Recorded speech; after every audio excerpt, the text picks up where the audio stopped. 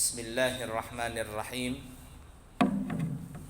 Assalamualaikum warahmatullahi wabarakatuh. Alhamdulillahi rabbil alamin. Allahumma fasalli wa sallim ala sayyidina wa nabiyyina wa maulana Muhammadin wa ala alihi wa ashabihi wa azwajihi wa dzurriyyatihi wa man tabi'ahum bi ihsanin ila yaumiddin, amma ba'du.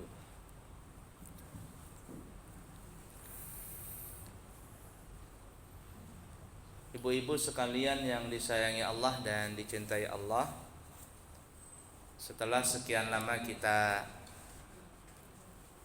tidak berjumpa, alhamdulillah di hari ini kita berjumpa kembali untuk menyambung pelajaran kita di dalam masalah asy-syar'iyyah dalam ilmu syariat, atau yang lebih khusus lagi adalah masalah ilmu fikih.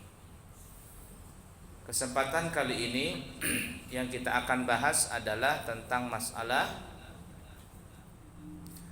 najis.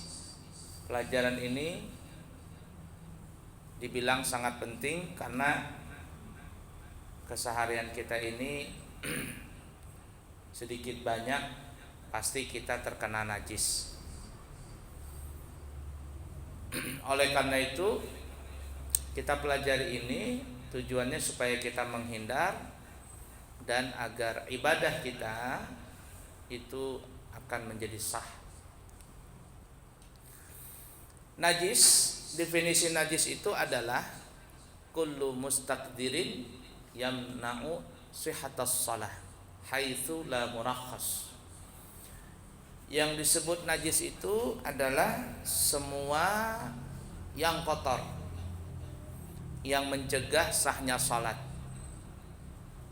haitsu la murakhas, kecuali ada najis-najis yang dimaafkan. Nah, jadi kita harus paham dulu definisi ini. Semua yang kotor yang mencegah sahnya sholat.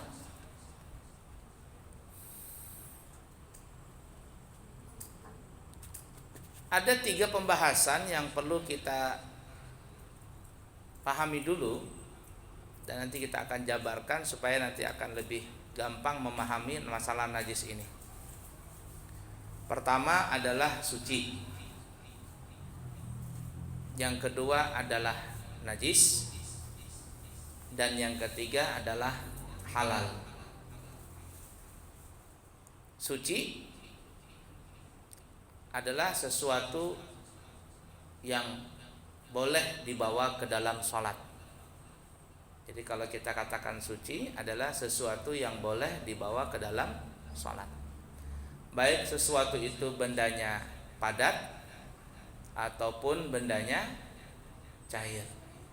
Kalau dia suci, maka benda tersebut jikalau mengenai badan kita, pakaian kita, atau tempat kita, maka badan, pakaian, tempat itu boleh kita bawa ke dalam sholat. Mudah dipaham dulu ini ibu-ibu ya. Itu arti suci dulu, sesuatu yang boleh dibawa ke dalam sholat. Kemudian yang kedua adalah yang kita katakan tadi najis. Najis adalah semua benda yang kotor yang mencegah sahnya salat, kecuali ada najis-najis yang dimaafkan. Nah, najis itu nanti bentuknya ada yang padat, ada yang cair. Ya, jadi dengan kata lain, lawanan daripada najis adalah suci. Lawanan daripada suci adalah najis. Kemudian yang ketiga adalah halal.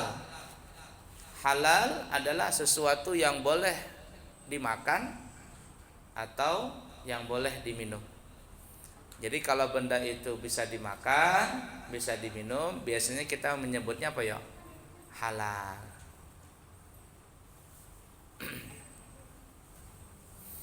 Nah, kita ini ya harus paham dulu, ini ada suci, ada najis, ada halal. Kemudian kita ringkaskan lagi,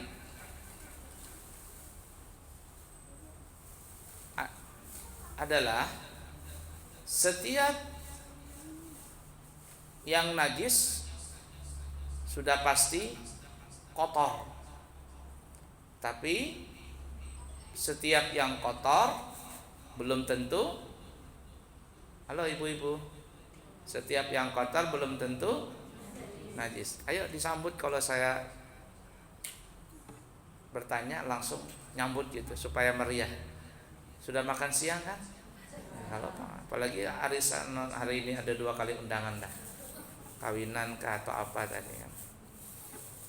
Nah, jadi dari najis, suci dan halal tadi kita ambil kesimpulannya.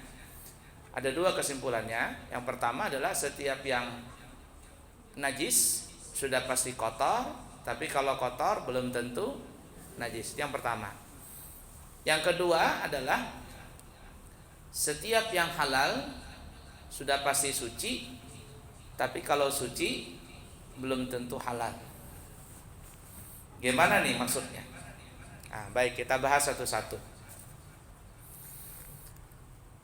Setiap yang najis sudah pasti kotor, tapi kalau kotor belum tentu najis.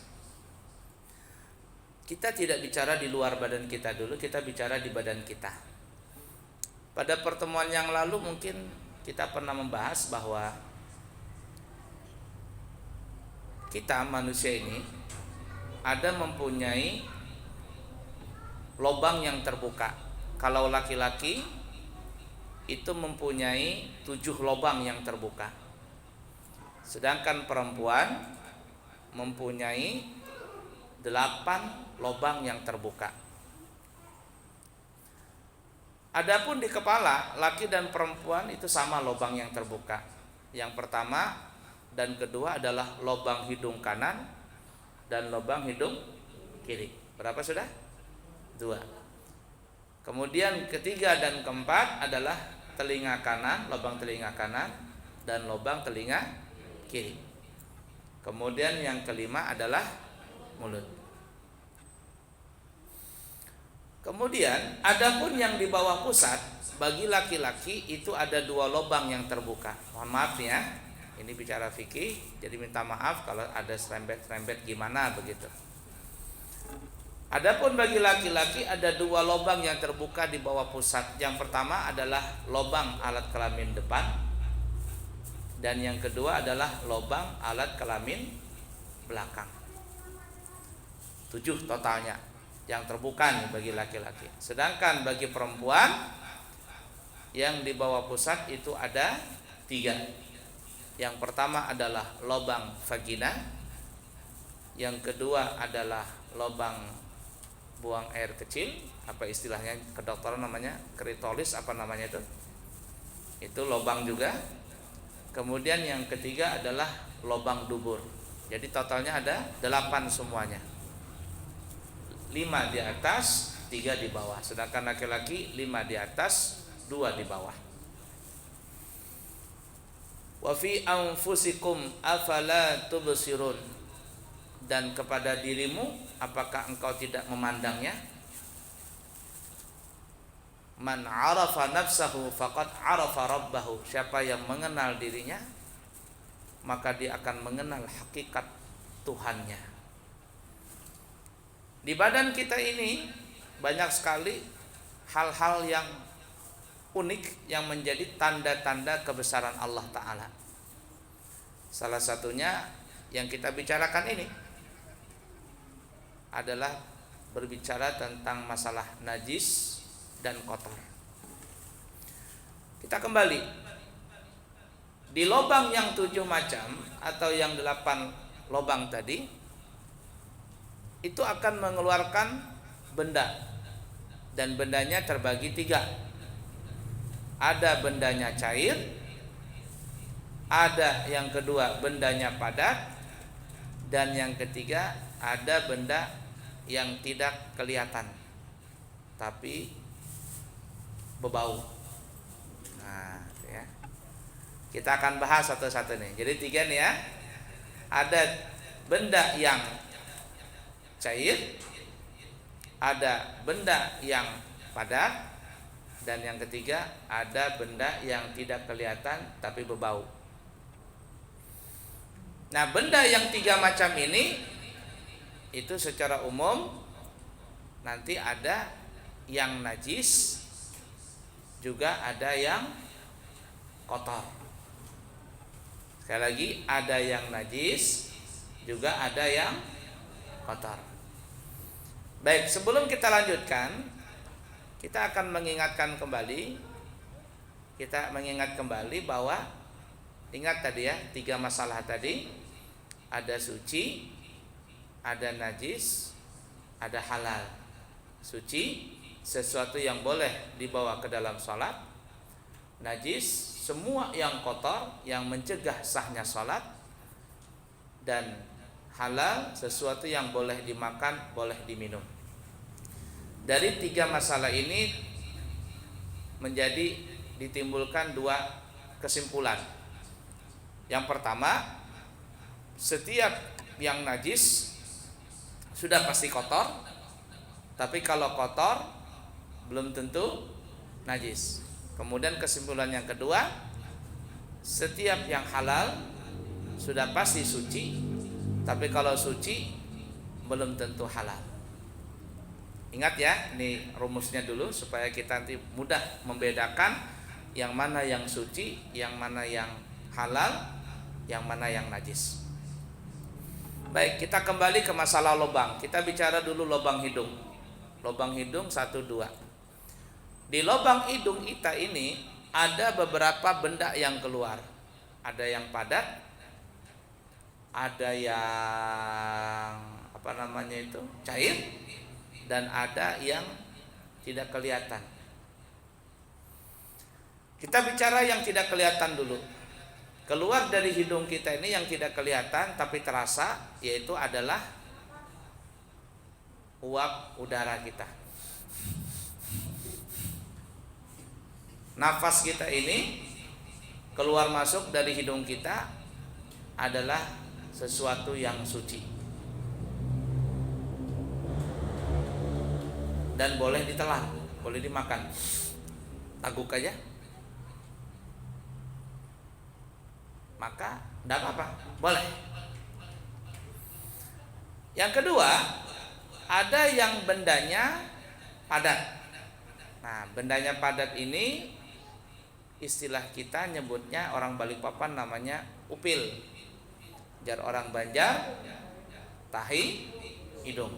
Nah, sekarang kita tanyakan sama ibu-ibu, paham gak yang kita rumuskan pertama tadi? Nah, tahi hidung atau upil jar orang Balikpapan, kira-kira itu bendanya najis atau suci, ibu-ibu? Halo, najis atau suci? Tahi hidung suci atau najis? Jadi kalau ibu-ibu sholat ada tahi hidungnya, sholatnya sah atau tidak? Bingung kan? Ayo, tahi hidung najis atau suci? Bendanya suci. Artinya kalau ibu-ibu sholat tahi hidungnya di sini nempel, apalagi pas bernapas sok keluar tahi hidung di sejadah, nempel di mukana, najis atau tidak? Najis atau tidak? Tidak najis. Berarti tahi hidung itu atau upil itu bendanya suci. Tapi walaupun dia suci, namun dia itu pintar anak-anak yang jawab. Dia kok ingatin tadi rumusnya. Setiap yang najis sudah pasti kotor. Tapi kalau kotor belum tentu najis. Tahi hidung ini kotor tidak ya? Kotor. Tapi najis? Tidak. Berarti dia kotor namun tidak najis. Artinya kalau ada orang sholat tahi hidungnya menempel di sini banyak, apalagi sampai keluar plok, tergugur di sejadah, maka sholatnya seseorang itu tetap dianggap sah. Udah dipaham dulu ini? Ingat ya, ini saya putar-putar ke ngasah otak ini. Ya. Jadi bukan santri aja yang saya putar otaknya, ibu-ibu juga harus diputar juga otaknya nih. Baik. Kemudian benda yang ketiga yang keluar dari hidung adalah bendanya cair. Sebenarnya udah cair juga sih, agak kental. Apa itu? Ingus. Kembali lagi pertanyaannya. Ingus ini najis atau kotor? Kotor. Najis atau tidak? Ingus itu najis atau suci? Suci. Artinya kalau orang sholat ingusnya meler gitu, ya. Apalagi kena hajin, tahambur ke hidungnya, tahambur ingusnya. Pertanyaannya, salatnya sah atau tidak? Sah atau tidak? Sah. Pintar anak halus lagi nih. Kenapa? Karena ingus itu hukumnya suci. Kalau suci bukan najis. Tapi walaupun ingus itu suci, namun dia kotor. Mudah dipaham? Kalau anak santri, fahimlah kata anak santri. Ala kulli hal. Kemudian benda yang selanjutnya lagi yang keluar dari hidung adalah darah. Darah. Istilah kita namanya apa ya? Mimisan. Mimisan ini atau darah ini itu najis atau suci? Najis atau suci darah itu? Mimisan. Najis. Boleh diminum? Enggak boleh. Boleh dimakan darahnya? Enggak boleh. Kalau darah tadi mimisan banyak nempel yang mengalir apalagi ke sejadah, ya, waktu sholat mimisan darahnya netes banyak nih, kita bicara banyak. Kalau sedikit nanti lain lagi masalahnya. Kalau darahnya banyak, sholatnya sah atau tidak? Batal atau tidak sholatnya? Mimisan nih, darah penuh di baju, darah tadi. Batal nggak sholatnya? Kenapa batal? Karena darah itu najis. Kotor nggak darah tadi? Kotor. Itu yang kita katakan setiap yang najis sudah pasti kotor. Tapi kalau kotor belum tentu najis. Mudah dipaham?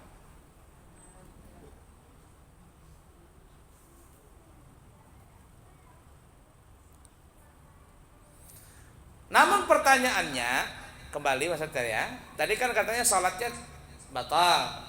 Tapi pertanyaan kembali, wudunya batal atau enggak? Kalau ada orang sholat mimisan darahnya banyak, sholatnya batal? Sholatnya batal atau tidak? Batal. Kan mimisan. Sholat mimisan darahnya banyak, sholatnya batal atau tidak? Batal. Wudunya? Batalnya tidak? Wudunya batal atau tidak? Bingung sudah. Jawabannya wudunya tidak batal. Ingatin nanti ya, ini yang di kepala ini, lobang-lobang ini, apabila ada benda-benda yang keluar dari lobang di atas ini, apapun bentuknya, wudunya tidak batal. Nah, untuk masalah salatnya itu ada perincian. Mudah dipaham dulu nih, ini baru di hidung. Di telinga ada beberapa benda yang keluar, ada benda yang padat dan ada juga benda yang cair. Benda yang padat adalah tahi telinga. Apa bahasa Indonesia tahi telinga itu? Kalau tahi hidung upil, kalau tahi telinga apa bahasanya? Nggak tahu. Nah, tahi telinga ya sudah. Tahi telinga ngorek. Nah, ya Bu. Nah, ketambat sampai terliur-liur. Yang itu bersihkan, keluar kembali dicium pulang. Tahi telinga itu pertanyaannya. Bendanya kan padat tuh. Apa hukumnya? Najis atau suci?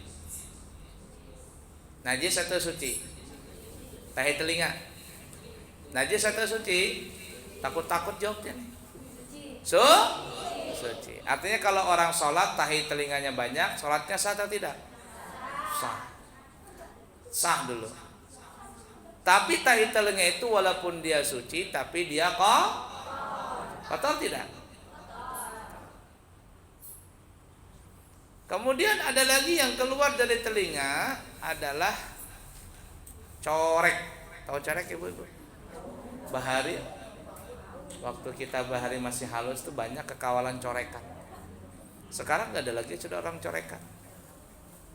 Corek, tahu corek lah? Keluar nih cair sini. Bau tidak tuh corekan? Masih ada ke orang corekan zaman sekarang? Nggak ada lagi. Bahari banyak orang corekan. Corek ini bahasa kitanya, tapi itu adalah nanah yang yang bau busuk. Corek ini suci atau najis? Najis, karena dia adalah nanah, maka dia hukumnya adalah najis. Jadi kalau ada orang sholat coreknya keluar, naudzubillah min dzalik, teriak meleleh begini, mana dingur-dingur baunya naudzubillah, menetes begini, sholatnya sah atau tidak? Tidak sah. Wudunya batal atau tidak? Batal atau tidak? Tidak batal. Ingatin rumusnya, kalau di kepala ini benda yang keluar apapun juga tidak batal, wudu tidak batal. La ilaha illallah. Kemudian selanjutnya ada lagi cairan yang keluar dari telinga, yaitu darah, tapi jarang ini. Darah itu najis atau tidak? Najis. Kotor atau tidak? Kotor. Ingat ya rumusnya, setiap yang najis sudah pasti kotor, tapi kalau kotor belum tentu najis. Cuman ibu-ibu, darah ini jarang keluar. Dan kalau seandainya na'udzubillahi min dzalik, nasallallahu salam wal afiyah, apabila ada seseorang punya darah keluar lewat telinga, apalagi darahnya segar, biasanya orang itu tidak lama umurnya, alias akan meninggal dunia. Orang tubrukan, druk, atau orang jatuh dari lantai mana gitu, jatuh terletak. Apabila darah itu keluar, na'udzubillahi min dzalik, keluar dari telinga, apalagi lewat mata, sudah siap-siap kain kapan sudah. Udah lama meninggal tuh orang. Tapi kalau ada orang tubrukan, na'udzubillahi min dzalik, nasallallahu alaihi wasallam, tubar, lalu dia muntah darah, wah, insyaallah masih panjang umur itu orang. Bahkan lebih baik dia muntah darah daripada dia nggak muntah darah. Kenapa? Karena kalau dia tertubuk kemudian dia nggak muntah darah, itu darahnya itu bahasa kitanya luka di dalam. Tapi kalau dia muntah darah, terkeluar darahnya, insyaallah panjang umurnya, masih bisa tertolong. Udah dipaham kira-kira? Nah itu di telinga. Kemudian selanjutnya di mulut. Mulut ini ada beberapa benda yang keluar. Ada yang padat, ada yang cair, ada yang tidak kelihatan tapi berbau. Nah, yang pertama adalah tahi gigi. Tahi gigi ini najis atau suci? Suci. Jadi kalau ada orang sholat tahi giginya banyak, termasuk karang gigi, pas dikarek begini, nempel kuning di sini, sholatnya sah atau tidak? Saja, karena dia bendanya suci tapi kotor. Yang kedua liur, air liur, bendanya cair, najis atau kotor? Najis atau suci? Suci. Jadi liur itu suci, tapi dia kotor kalau keluar dari mulut. Tapi kalau masih dalam mulut dia tidak kotor. Yang ketiga dahak. Dahak ini najis atau suci? Suci. Artinya kalau ada orang sholat ada dahak dikena bajunya, sholatnya tetap sah. tapi dahak ini kotor. Kemudian selanjutnya adalah napas bau. Begitu, bau naga jar kekanakan. Jadi di pesantren itu ada siku ngarannya digelar naga.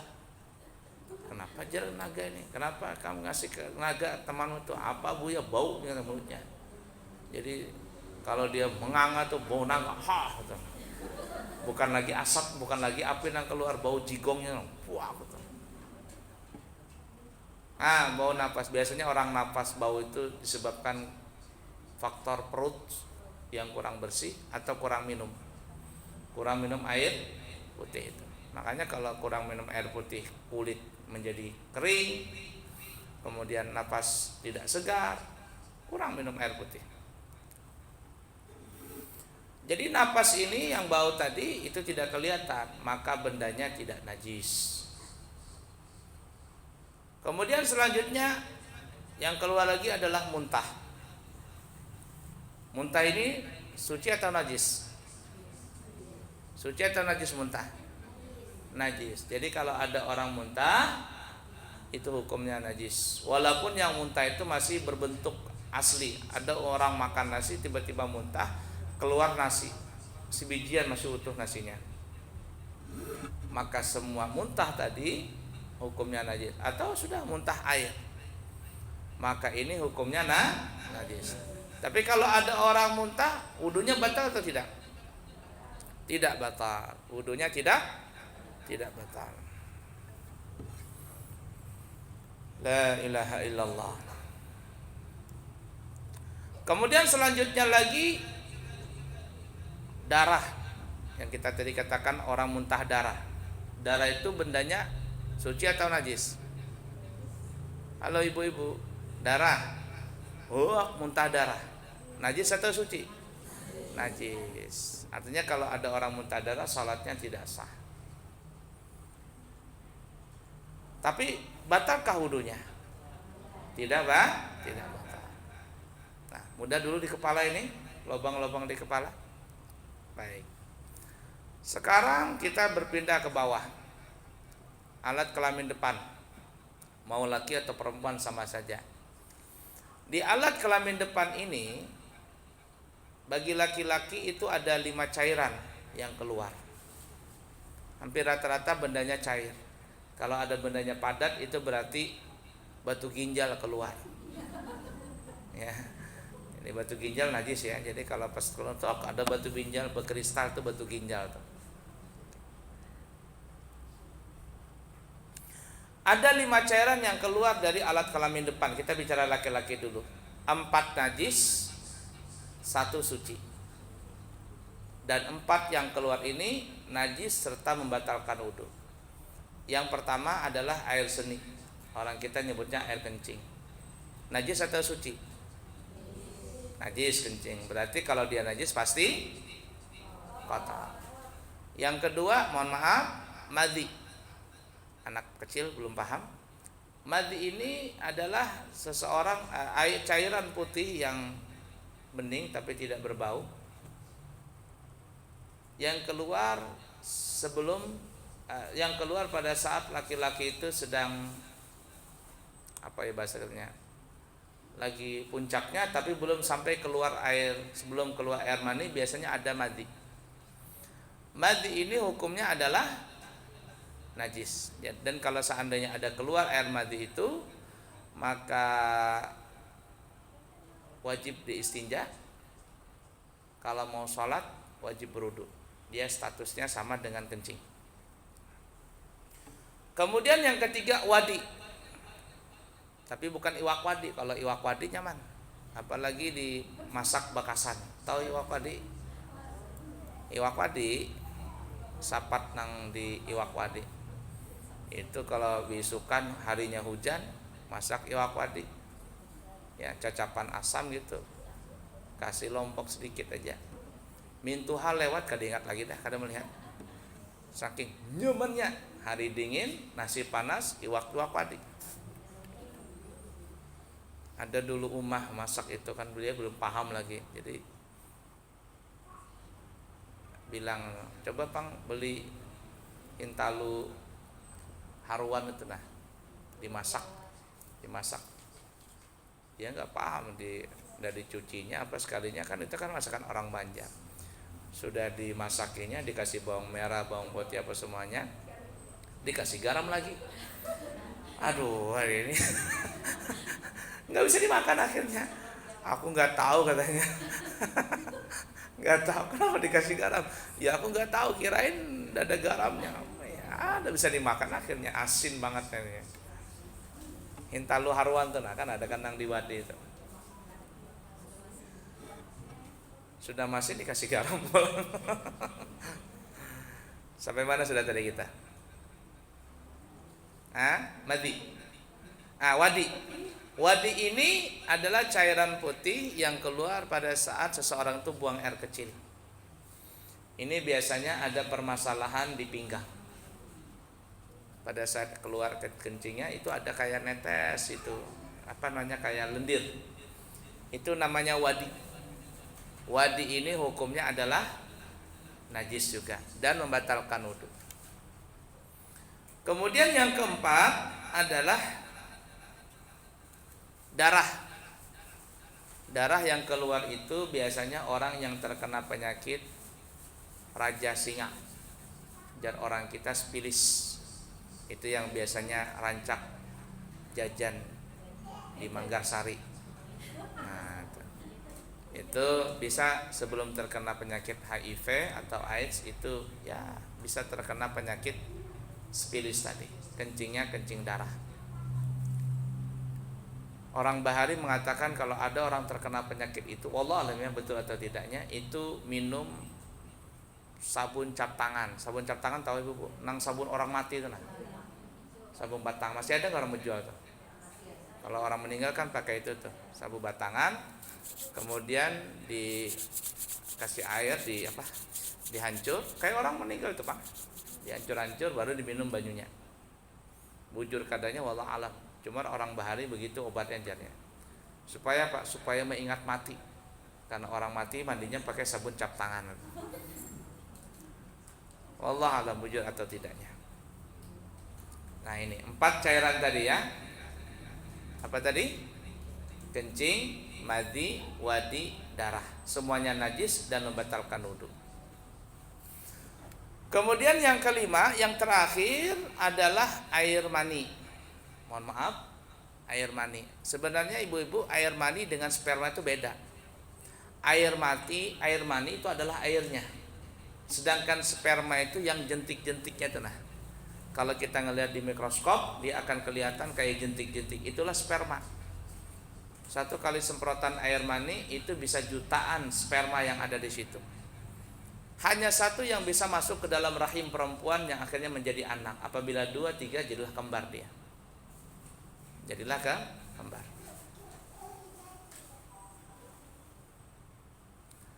Air mani ini hukumnya najis atau suci? Najis atau suci air mani? Air mani najis atau suci? Di dalam mazhab kita Syafi'i, air mani ini hukumnya adalah suci, bukan najis. Kalau seandainya najis, berataan kita semuanya najis nih. Siti Aisyah pernah mengerik di sarungnya Rasulullah yang di situ ada air maninya Rasul yang sudah mengering. Dan orang Banjar dikuritis di sarung tadi, dikuritis setelah orang Banjar dikuritis dikerik air mani kering, air mani yang kering tadi. Setelah itu sarung tadi dipakai oleh Rasul untuk sholat. Di sini menunjukkan bahwa air mani itu suci. Tapi mungkin ada yang berpendapat, oh itu kan Rasulullah, semua yang keluar dari tubuhnya Rasul itu tidak ada najis. Air kencingnya apa saja tidak najis. Kenapa? Karena Nabi tercipta dari nur. Tapi kata ulama kita, iya kalau memang itu khusus Nabi berarti air mani juga tetap suci. Kenapa? Karena kita manusia tercipta dari air mani. Kalau seandainya najis, ya dah kita masuk masjid dilap, dikit-dikit dilap.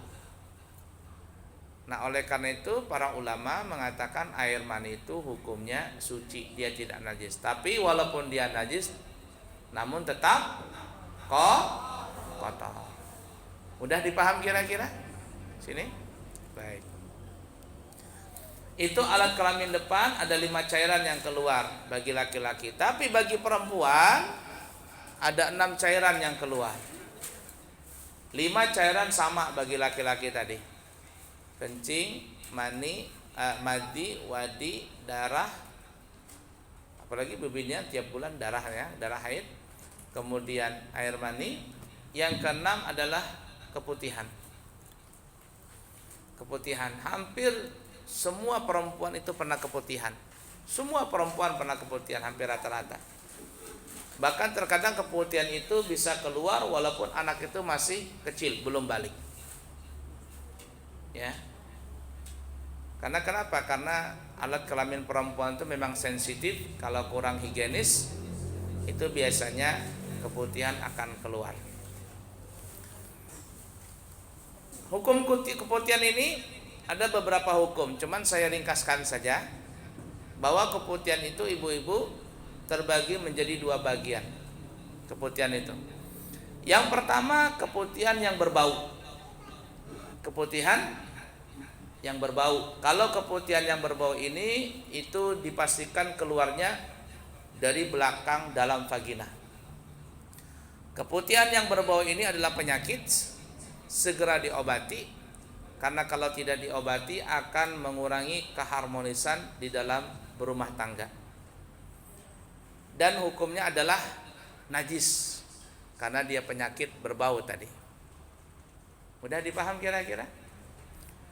Kemudian yang kedua, keputihan yang tidak berbau. Keputihan yang tidak berbau ini itu bisa keluar di permukaan vagina atau dari pertengahan vagina. Dan keputihan yang tidak berbau ini biasanya itu disebabkan bukan karena penyakit, tetapi karena kecapean atau karena pikiran atau stres, ya, macam-macam aja penyebabnya. Maka biasanya keputihan itu ada timbul bagi perempuan. Nah, keputihan yang tidak berbau ini insya Allah dia tidak najis. Tetapi alangkah baiknya si perempuan itu kalau ada keputihannya keluar, lebih baik dia beristinja lebih dahulu, kemudian ganti pembalut, berwudu dan sholat. Udah dipaham kira-kira nih? Nah, jadi ada 6 cairan yang keluar dari alat kelamin perempuan di depan. Kemudian yang di belakang, pintu belakang, kubul, lubang dubur maksudnya, alat kelamin belakang. Bendanya ada yang cair, ada yang padat, ada yang tidak kelihatan tapi berbau. Nah, apabila yang keluar itu bendanya tidak kelihatan tapi berbau, yang istilah kita namanya buang angin atau kentut atau kantut, maka kentut ini tidaklah najis. Kentut ini tidaklah najis, tetapi membatalkan wudu. Kentut itu tidak najis. Jadi kalau ada orang berkantut begitu, dipegangnya begitu, cok. Kemudian kalau kawannya apa? Tangannya najis? Oh tidak. Nah, tangannya tidak najis. Kecuali pas berkantut begitu, tiba-tiba maharkan ini, menempel kuning sini. Itu bukan kantut karena tacirit. Najis karena. Paham ya? Jadi kentut tidak najis, tetapi membatalkan wudu. Yang kedua adalah bendanya padat tapi tidak utuh lagi. Itu yang kita istilah kita namanya tinja. Tinja ini hukumnya adalah najis dan kotor serta membatalkan wudu serta sholat. Batal sholatnya, batal wudunya. Tinja. Yang ketiga yang keluar adalah bendanya cair. bisa, mohon maaf tadi ya, jar orang Banjar tacirit, atau mungkin benda yang keluar itu seperti darah, atau mungkin apa namanya itu, air, ya siapa tahu berak air begitu. Maka semuanya benda tadi hukumnya adalah najis serta membatalkan wudu. Udah dipaham kira-kira? Kemudian selanjutnya benda yang keluar, bendanya utuh. Ada orang makan biji kecapi, keluar biji kecapi, kada hancur dalam perut. Apa hukumnya biji kecapi itu? Najis atau tidak? Biji kecapi, orang makan biji kecapi, pas bahira keluar biji kecapi masih utuh, tung, menongol. Itu kalau ditanam itu di tanah langsung tumbuh tuh. Kenapa? Langsung ada pupuknya, pupuk alami di situ. Nah pertanyaannya, biji kecapi yang keluar dari dubur dengan kondisi utuh itu najis atau tidak? Jawabannya adalah mutanajis. Najis dengan mutanajis itu beda ibu-ibu. Kalau najis itu memang asli najis, seperti banyu kami itu najis, seperti tinja itu najis. Tapi kalau mutanajis itu seperti ini, tongkat ini umpama. Tongkat ini suci, tapi tiba-tiba kejatuhan tahi cacak atau kena tahi ayam, maka tongkat ini namanya bukan najis tapi mutanajis, artinya terkena najis. Artinya tongkat ini kalau mau suci disiram, dibersihkan, kalau mau dikasih sabun lebih afdal. Kemudian setelah dibersihkan, bau, rasa dan warna dari najis itu tidak ada lagi, maka tongkat ini menjadi suci. Mudah dipaham kira-kira? Nah jadi kalau ada orang bahira biji kecapi itu namanya mutanajis. Artinya kalau dicuci biji kecapi tadi disiram bersih-bersih, maka biji kecapi itu menjadi suci, suci. Bagaimana dimakan lagi? Boleh kada? Kalau hendak silakan aja. Itulah hukumnya sama seperti kopi luwak. Binatang luwak itu kan sejenis musang. Jadi dia makan, si luwak ini makan kopi, buah kopi yang memang sudah pantas untuk dipanen. Dia sembarangan si luwak tadi memilih, dia makan kopi tadi, tok, kemudian difermentasi dalam perutnya. Waktu dia bahira, yang keluar itu adalah biji kopi. Biji kopi ini namanya mutanajis. Maka biji kopi tadi dicuci, disiram, dibersihkan, dikeringkan, lalu disangrai. Setelah disangrai, kemudian ditumbuk, lalu diminum, dijadikan kopi luwak. Halal tidak? Halal. Kata orang Indonesia, kopi yang paling mahal itu katanya kopi luwak. Tapi setelah saya cari tahu, kopi yang paling mahal itu bukan kopi luwak di Indonesia, tapi adalah kopi gajah yang berasal dari Thailand. Karena gajah itu sama juga, dia bisa memakan buah kopi, difermentasi di perutnya, lalu keluar waktu dia buang tinja, bentuknya masih biji kopi. Itulah dibersihkan, kemudian disangrai, lalu ditumbuk jadikan kopi. Kopi yang paling mahal namanya kopi gajah. Makanya kalau kita lihat di minimarket itu ada namanya kopi gajah. Pernah lihat nggak kopi gajah? Gambarnya gambar gajah, padahal bukan dari gajah. Kan ada kopi luwak, padahal bukan luwak itu, namanya aja, namanya kopi luwak, tapi bukan dari luwak itu. Kalau kopi luwak ibu-ibu mahal sekali. Saya punya teman pernah coba kopi luwak di BSB. Kata saya, berapa secangkir? 150.000. 150.000. Kata saya itu mahal sekali. Iya, apa rasanya? Ya enak lah. Namanya juga kopi mahal, kopi luwak. Ya. Ada malam apa saya bawa Ummah itu habis ulang tahunnya dia, habis akhirnya bawa ke restoran. Saya tidak sebutkan restorannya. Makan situ sekalinya makan kambing, nasi samin, apa semuanya. Bayarnya 600.000 kurang 4.000. Jadi akhirnya saya cerita sama teman, mahal makan di situ enak, cuman mahal. Makan apa guru? Makan kambing. Berapa bayar? 600.000. Tekanan kada? Kada, biasa saja. Kalau ulun makannya kada gurai, tapi ketika membayar tekanan. Bukan kambingnya yang bikin tekanan, harganya itu yang bikin tekanan. Daripada dibuang duit 600.000, nukar baras dapat 2 karung.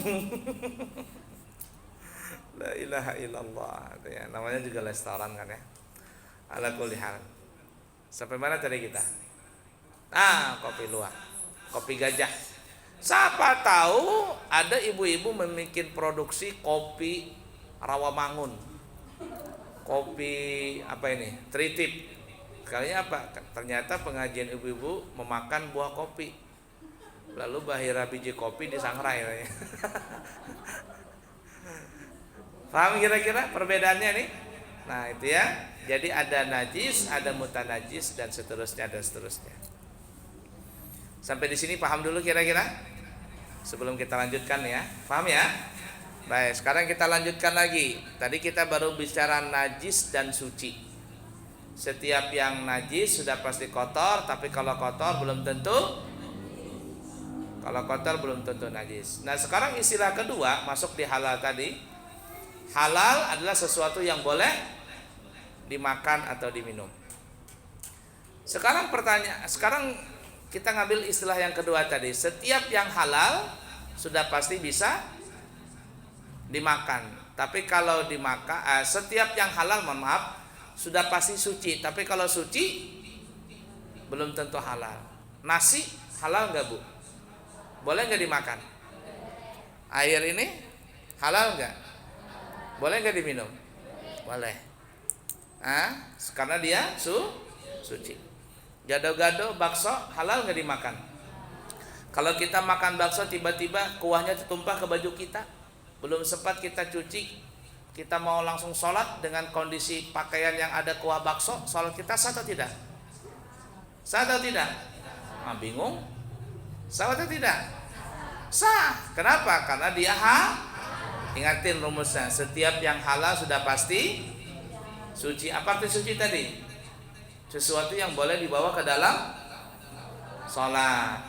Jadi kuah bakso, kalau kita makan bakso, kuahnya tertumpah ke baju tadi, belum sempat kita cuci, kita sholat dengan kondisi pakaian yang kena kuah bakso, sholat kita sah atau tidak? Sah. Kenapa? Karena kuah bakso hukumnya halal. Halal sudah pasti suci. Ya, kuah bakso, kuah rawon, atau apa lagi? Capcay kah, apakah di undangan ini banyak orang undangan kawinan. Pas mengambil ngaut nasi atau apa, atau tumpah ke baju. Apa-apa, bawa sholat boleh. Kenapa? Karena dia halal. Maka dia suci. Setiap yang halal sudah pasti suci, tapi setiap yang suci belum tentu halal. Bendanya suci, boleh dibawa ke dalam sholat. Artinya sholat kita tetap sah, tapi tidak boleh dimakan, tidak boleh diminum, tidak boleh dimakan. Apa kira-kira bu contohnya? Kita sudah sebutin banyak banget tadi. Coba ngasah otak tadi ini. Bendanya suci tapi tidak boleh dimakan, tidak boleh diminum. Apa kira-kira bu? Umum banyaknya tadi sudah. Halo. Apa? Oh, Nanang. Siapa namanya? Nah, coba. Dia bendanya suci tapi nggak boleh dimakan, nggak boleh diminum. Kalau dibawa ke dalam sholat boleh. Baju mah bukan makanan. Ini yang kita bicarakan tadi loh, banyaknya tadi itu. Banyaknya kita tadi dari awal sampai akhir. Makanya tadi kata saya bilang asa otak ini. Kopi luwak kan halal. berarti kena badan tidak setiap yang halal berarti suci. Tapi kalau suci belum tentu halal. Nasi, bakso, rawon, apa saja makanan itu boleh dimakan, halal. Kalau dia halal berarti dia suci. Nah kebalikannya, setiap yang suci belum tentu halal. Bendanya suci, boleh dibawa ke dalam salat, tapi tidak boleh dimakan. Kalau dimakan haram, kalau diminum haram. Apa kira-kira Bu? Banyak tadi Bu saya sebutkan. Apa? Upil. Bendanya suci enggak? Suci atau najis? Upil, tahi hidung, najis atau suci? Suci. Tapi halal enggak dimakan? Enggak halal dimakan, tidak boleh makan upil. Kalau haram tidak? Haram. Kenapa haram dimakan? Itu jawabannya, karena kotor. Wa kulu mimma razaqakumullahu halalan thayyiba. Makanlah rezeki Allah yang halal dan yang baik. Tahi hidung tuh baik ada? Mana baik? Jangankan orang gila aja kada mau makan tahi hidung. Banyak itu. Dahak, ingus, apalagi air mani tadi, masuk keringat, apa saya, tahi hidung, tahi telinga, tahi mata, itu semuanya bendanya suci, tapi dia kotor, nggak boleh dimakan. Kenapa nggak boleh dimakan? Karena dia kotor. Setiap yang kotor jangan dimakan. Udah dipaham kira-kira? Sama juga tadi makanan tadi, nasi, tapi nasinya basi. Nasinya basi, boleh nggak dimakan? Nggak boleh. Tapi najis tidak? Tidak. Nasi basi kada najis, walaupun berbau. Tetapi jangan dimakan. Kenapa? Karena tidak thayyib lagi, nggak thayyib. Halalan thayyibah, harus halal thayyibah. Mudah dipaham kira-kira dulu di sini Bu-ibu? Nah, ini baru ujungnya, masih belum lagi macam-macam najisnya lagi. Baik, masih ada waktu 1/4 jam. Ada pertanyaan silakan. Pertanyaan? Nanti kita akan datang cara membersihkan najis. Penting itu. Najis mukhaffafah, mughalladzah, mutawasitah. Apalagi yang punya anak kecil nih kayak begini nih. Gimana cara membersihkannya? Celananya bernajis, bagaimana kencing sejadahin. Nah, di sejadah begini, di lantai bagaimana? Ada tata caranya. Kalau kita bahas sekarang gak cukup waktu. Nanti insya Allah akan datang, kita akan bahas itu semua. Ibu, ada pertanyaan? Ya. Waalaikumsalam warahmatullahi wabarakatuh.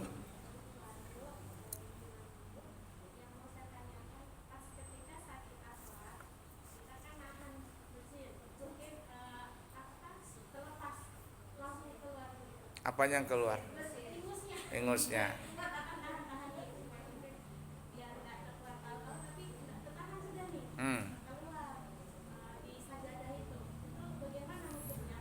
Bersin tak keluar isi-isinya.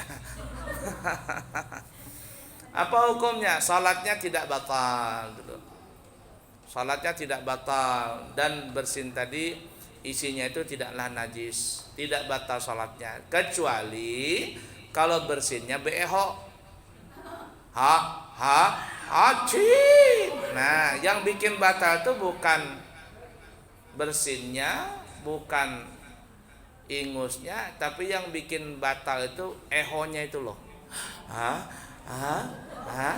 Haji beho. Nah, dia bikin main-main tuh bersin tadi.